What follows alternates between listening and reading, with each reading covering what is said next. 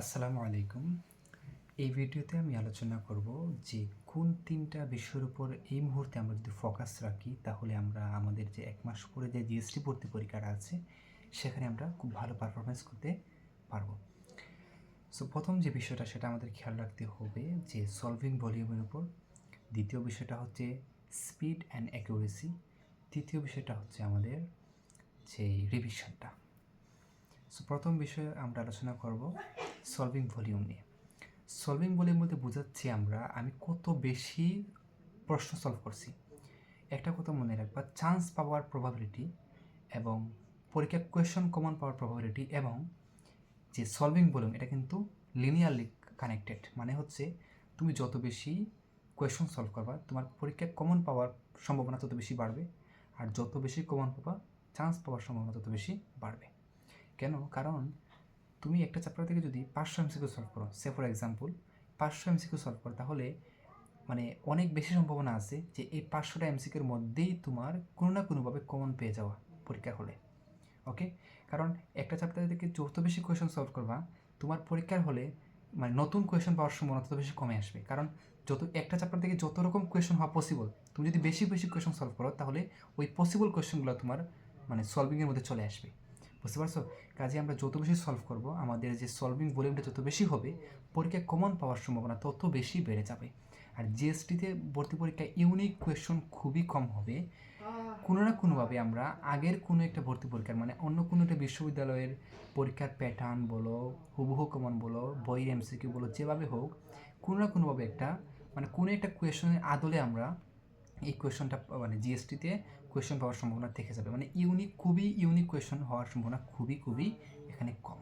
ওকে, কাজে আমরা পরীক্ষায় হুবহু কমন পাবো অথবা টাইপ কমন পাবো এইরকম সম্ভাবনা অনেক বেশি থাকবে জিএসটিতে।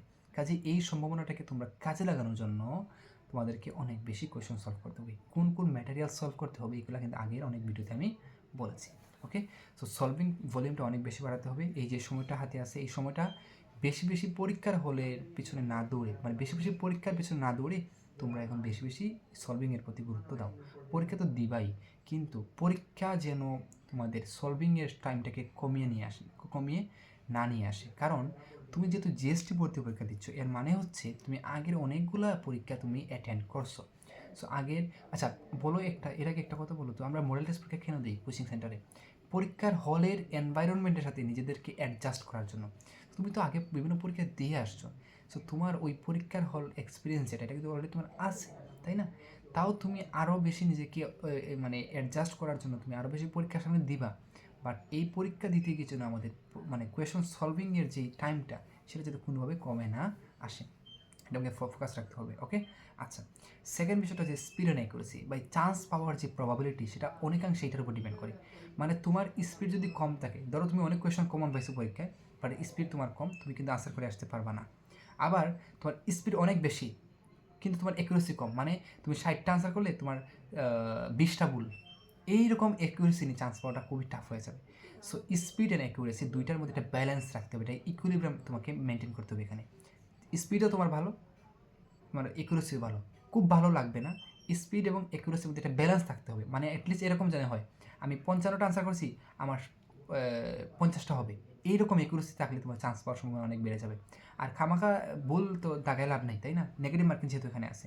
সো অ্যাকুরেসি স্পিড এই দুটোর মধ্যে ব্যালেন্স রাখতে হবে। স্পিড এবং অ্যাকুরেসি কীভাবে বাড়ানো চাই সেগুলো নিয়ে আমরা আলাদা আলোচনা করবো, তবে একটা ছোট্ট একটা কমন টেকনিক বলে দিই। স্পিড বাড়ানোর উপায় হচ্ছে আমরা সেম টাইপ অফ কোয়েশন বারবার সলভ করতে হবে। যেমন ভার্সিটি কোয়েশন ব্যাংক তুমি যদি সলভ করো তাহলে ভার্সিটি স্ট্যান্ডার্ড বা ভার্সিটির একটা প্যাটার্ন আছে, কিন্তু ওই প্যাটার্ন তুমি কোয়েশন সলভ করবা। সো তুমি কিন্তু ওই প্যাটার্নের মধ্যে অ্যাডজাস্ট বা তুমি আয়ত্তে তোমার চলে আসবে এটা জিনিসটা, তাই না? তখন তোমার ওই টাইপের প্রতি বা ওই রকম প্যাটার্নের কোয়েশনের প্রতি তোমার একটা দখল চলে আসবে, তখন তোমার স্পিড এমনি বেড়ে যাবে। বুঝতে পারছো? কাজে এইভাবে তোমরা same type of question easy question বারবার প্র্যাকটিস করলে আমরা হয়ে যাবে, স্পিডটা বেড়ে যাবে। আর অ্যাকুরেসি কীভাবে বাড়াবো সেটা তোমরা নিজেদের মধ্যে প্র্যাকটিস করে করে এটা গ্রো আপ করতে হবে, কেমন? ওকে, থার্ড বিষয়টা হচ্ছে রিভিশন। এটা কিন্তু সবচেয়ে ভাইটাল, অ্যাডমিশন টেস্টের সবচেয়ে ভাইটাল পয়েন্ট আছে এটা। অনেকের অ্যাডমিশন টেস্টের চান্স হয় না এই একটা কারণে, ভালোভাবে ইফেক্টিভ রিভিশন হয় না, অনেকের ভালো মেরিট আসে না। হ্যাঁ, এই একমাত্র হচ্ছে রিভিশনের কারণে। কেন? রিভিশন মানে আমরা এটা অ্যাডমিশন টেস্টটা না নর্মাল আর 10টার মতো পরীক্ষার মতো না। কেন বলি? কারণ অ্যাডমিশন টেস্ট হচ্ছে এমন একটা পরীক্ষা যেখানে তোকে 8টা সাবজেক্টের প্রেশার নিয়ে 8টা সাবজেক্টের ইনফরমেশন তোমাকে 1 ঘন্টার মধ্যে ডেলিভার করতে হবে। বুঝতেছো কত মানে কত ক্রুশিয়াল একটা মোমেন্ট তখন থাকবে। মানে এইচএসসি পরীক্ষা কী হয় কি তুমি একটা সাবজেক্টের পরীক্ষার জন্য তুমি একদিনই মানে আগের দিন তুমি একটা সাবজেক্টে পড়ে যাও, ওই একটা সাবজেক্টের পরীক্ষা দিয়ে আসো। বাট এটা কিন্তু ডিফারেন্ট গেম, 8টা সাবজেক্ট, বুঝতেছো? কাজেই তোমাকে ওইভাবে তোমার পড়াটাকে স্যাচুরেটেড করতে হবে, যাতে করে আমি ওই প্রেশারাইজ মুমেন্টে যেন আমার 8টা সাবজেক্টের ইনফরমেশন বা নলেজ যেগুলো আমি যেন প্রপারলি ডেলিভার করে আসতে পারি। এখন পড়াটাকে স্যাচুরেটেড করতে গেলে কী করতে হবে আমাদেরকে? অ্যাক্টিভলি রিভিশন দিতে হবে। অ্যাক্টিভলি রিভিশন দেওয়ার সাইন্টিফিক ওয়ে দুইটা, একটা হচ্ছে স্পেস রিপিটেশন, একটা হচ্ছে অ্যাক্টিভ রিকল। স্পেস রিপিটেশনের উপায় আমাদের হাতে এখন নাই, মানে সময়টা হাতে নাই, এটা অনেক সময় লাগে। আমরা করবো অ্যাক্টিভ রিকল। অ্যাক্টিভ রিকল কি এটা আগে আলোচনা করছি অন্য একটা ভিডিওতে, বাট তাও একটু ছোট্ট করে বলে রাখি। আমরা কোনো একটা পড়া রিভিশন দেওয়ার ক্ষেত্রে আমরা অ্যাক্টিভলি রিকল করবো, নট জাস্ট মানে রিডিং, যেটা রিডিং মানে একটা জিনিস দেখে দেখে বারবার পড়তেছি আমি, এই রিডিং থেকে আমরা যদি এক কাজ করি যে আমরা অ্যাক্টিভলি রিকল করি পড়াটাকে, মনে করার চেষ্টা করি যে কী ছিল। আমি একটা চ্যাপ্টার যখন রিভিশন শুরু করবো তখন চিন্তা করবো এই চ্যাপ্টারের শুরুতে কী ছিল, এরপরে কী ছিল, এরকম মানে অ্যাক্টিভলি আমি মনে করবো জিনিসটা, রিকল করবো ব্রেইনের মধ্যে। এভাবে করলে ব্রেইনে মানে অ্যাক্টিভলি ফাংশন হয় এবং তোমার এই পড়াগুলো তোমার লং টার্মে চলে যায়। আর যেই লং টার্মে চলে যাবে তোমার এই পড়াটা তুমি কোনদিনও সহজে ভুলবা না, ঠিক আছে? সো আমাদেরকে ডেইলি একটা পার্টিকুলার টাইম রাখতে হবে, যেই টাইমে আমরা পুরোনো পড়াগুলো রিভিশন দিব। রিভিশনের টেকনিক হবে কি? Active recall. ওকে, সো এইভাবে যদি আমরা অ্যাক্টিভলি রিকল করতে পারি, মানে রিভিশনে যদি আমরা ডেইলি একটা পার্টিকুলার টাইমে রিভিশন দিতে পারি, তাহলে আমাদের পড়াগুলো ধীরে ধীরে ধীরে ধীরে স্যাচুরেশনে চলে যাবে। আর যখন স্যাচুরেশনে চলে যাবে যে পড়াগুলো, তুমি ইজিলি বলতে পারবে না, আর পরীক্ষা খুব ভালোভাবে পারফরমেন্স করে আসতে পারবা। পরীক্ষা হলে ভাই অনেক কোয়েশন দেখবা তুমি পারো বাট ভুলে গেছো। এই যে সমস্যাটা ওভারকাম করতে গেলে তোমাকে মানে প্রেশারাইজড মুমেন্টও পড়াটা ভালোভাবে ডেলিভার করে আসতে হবে, তোমাকে পড়াটাকে স্যাচুরেটেড করতে হবে।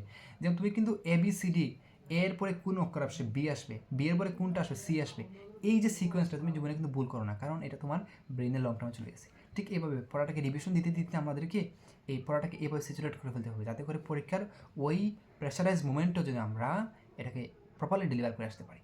সো এই 3টা জিনিসের উপর ফোকাস রাখবা। সলভ অনেক বেশি করতে হবে এই মুহূর্তে, আর আমাদের অ্যাকুরেসি বাড়াতে হবে, স্পিড বাড়াতে হবে, এবং আরেকটা হচ্ছে তোমার এই যে রিভিশনটা, খুবই ইম্পর্টেন্ট 3টা কথা বললাম, খুবই সহজ কথা, খুবই মানে বাস্তবায়নযোগ্য কথাবার্তা বললাম। এগুলো করো, তোমাদের চান্স পাওয়ার সম্ভাবনা অনেক বেড়ে যাবে। অভিজ্ঞতা থেকে বলছি, মানে বানায় বানায় কোনো কথা বলার সুযোগ এখানে নাই, যে অ্যাডমিশন টেস্ট দিয়ে দিয়ে এখানে আসছি, স্টুডেন্ট পড়াইছি। সো অনেক অভিজ্ঞতা থেকেই আমি এই কথাগুলো বললাম। সো এই কাজগুলো করো, ইনশাআল্লাহ একটা ভালো তুমি একটা ফলাফল পেতে সক্ষম হবা, ঠিক আছে? ধন্যবাদ সবাইকে ভিডিওটি দেখার জন্য। আসসালামু আলাইকুম।